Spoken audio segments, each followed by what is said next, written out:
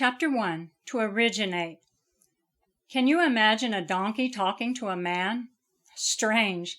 But if you read the Bible in the book of Numbers, chapter 22, that's what it says happened. With this thought in mind, imagine a serpent talking to Eve in the Garden of Eden. After God had created everything, including Adam and Eve, who were like angels, spirits and flesh bodies, God commanded them not to eat of the tree of the knowledge of good and evil. They were spiritual-minded, knowing only what God had told them. They had no evil in their hearts or minds. They were innocent, like little children. They walked around naked, unashamed, and God would walk and talk with Adam in the cool of the day. Then Satan entered into the body of a serpent to tempt Eve. The body of the serpent was different than we know him to be today. He became like he is today after God cursed him. He must have been somewhat attractive, because Satan convinced Eve to commit adultery with him, the forbidden fruit, and she then gave to her husband.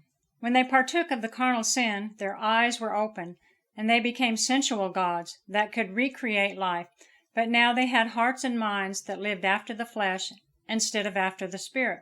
They had obeyed Satan instead of waiting until God told them, and so entered the mind, the will of Satan, to control man, to be men's god. And with it all manner of evil came, such as lust, greed, hatred, murder, envy, idolatry, and every evil work.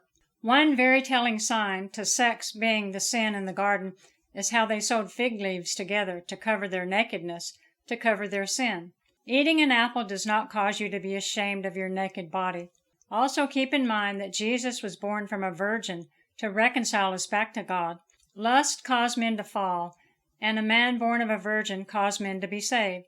But we'll get to all that a little later in the story. This angered God, and he cursed the serpent above all animals, and to go upon his belly, and to eat dust. From this time God put enmity between Satan and the woman, and between the woman's seed and Satan's seed, the woman's seed being Jesus, who was to come. God cursed the man, the woman, the serpent, and Satan, the ground, and everything in the earth that day. He then made coats of animal skins to clothe Adam and Eve, and sent them out of the garden. They had fallen from their spiritual state of mind into an animal-like state of mind. This started the great battle for control over the planet Earth. God had given the earth to the son he created, Adam, but Satan wanted it, and God wouldn't give it to him, so he took it from Adam. Satan, or Lucifer, was a great angel. Isaiah chapter 14. How art thou fallen from heaven, O Lucifer, son of the morning? How art thou cut down to the ground, which did weaken the nations? For thou hast said in thine heart, I will ascend into heaven. I will exalt my throne above the stars of God. I will sit also upon the mount of the congregation in the sides of the north. I will ascend above the heights of clouds. I will be like the Most High. Yet thou shalt be brought down to hell, to the sides of the pit. After the fall of man, Adam and Eve had Cain and Abel. Abel loved God and obeyed him, but Cain was of the wicked one and killed his brother Abel. Therefore blood began to run on planet Earth, as God and Satan fought for control through mankind. As time went by, God called Abraham, the father of faith. Faith is quite simple. God speaks to you, and you obey him. Faith comes by hearing God, that is. And if you are faithful to God, you will keep his words, whatever he tells you. He made a covenant of circumcision, which is the removal of the flesh or foreskin, with Abraham, and that through his son Isaac he would bring forth the seed that God spoke of in the garden. I will put enmity between your seed and the woman's seed. The seed of Abraham was in God's plan to bring us back to him. God loved faith and grace. It was never in God's heart to give a law to man. Abraham was called in faith. You see, at this time there was still no law given. From Adam and Eve through Noah's time, there was still no law given. Abraham's seed would suffer more than any other on earth. Satan hated Abraham's seed. His seed was imprisoned for more than 430 years in Egypt. God then called Moses to set his people free from Egypt. The law came by Moses, rules to control the flesh until the seed of God would come and reconcile us back to him. The 10 Commandments, thou shalt not steal, lie, murder, covet, commit adultery, have no other gods, and the rest of the law, including animal sacrifices, washings, rituals, and so forth, all came from the law that God gave to Moses to control the children of Israel.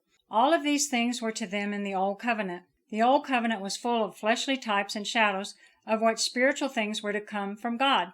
types and shadows, such as the tabernacle, where the Ark of the Covenant was placed in the holy place behind the veil, where God would come down once a year and talk to the high priest.